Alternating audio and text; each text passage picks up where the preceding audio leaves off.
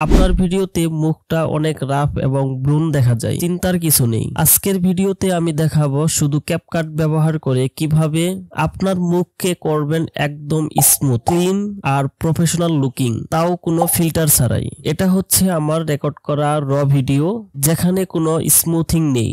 আর এটা হচ্ছে ক্যাপকাটে এডিট করার পর। পার্থক্য দেখেছেন?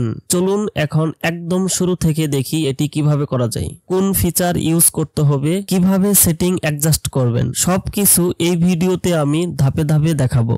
ভিডিওটি ভালো লাগলে অবশ্যই একটা লাইক করে দিও।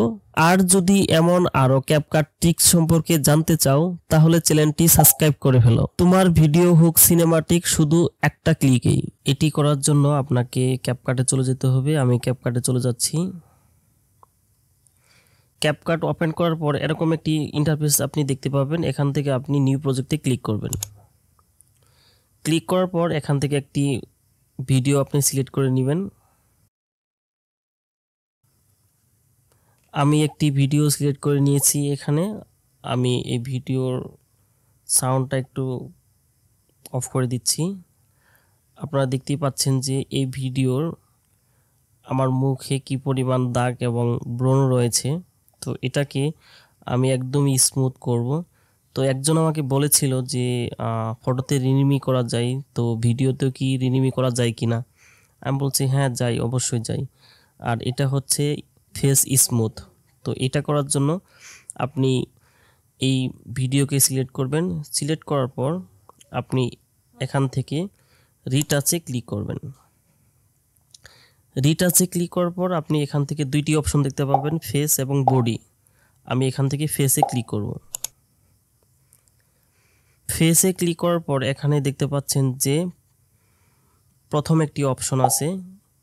এই অপশনটি কি কাজ করে আমি একটু দেখাচ্ছি। এই অপশনটি আপনার ব্রণ এবং কালো দাগগুলোকে মুছে দেয়।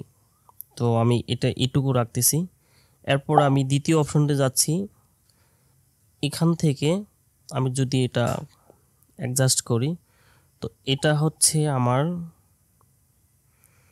মুখের যে ভাঁজ বা উঁচা নিচু যে আছে, ব্রণের গর্ত আছে, সেগুলা সে ফিল আপ করে দিচ্ছে এটা দিয়ে। আর একটা হচ্ছে স্মুথ। এটা একদম ফেসকে আপনার স্মুথ করে দিবে।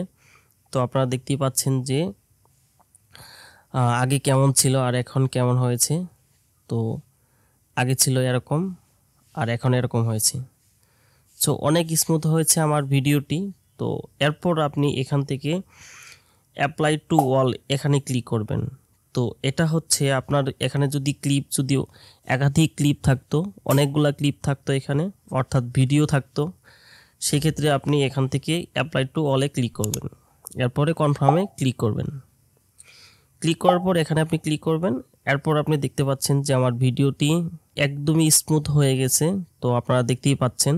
তো আমি যেভাবে দেখালাম, আপনারা যদি এভাবে এই কাজটি করেন তাহলে আপনারাও এরকম আপনাদের ফেসকে এরকম স্মুথ করতে পারবেন।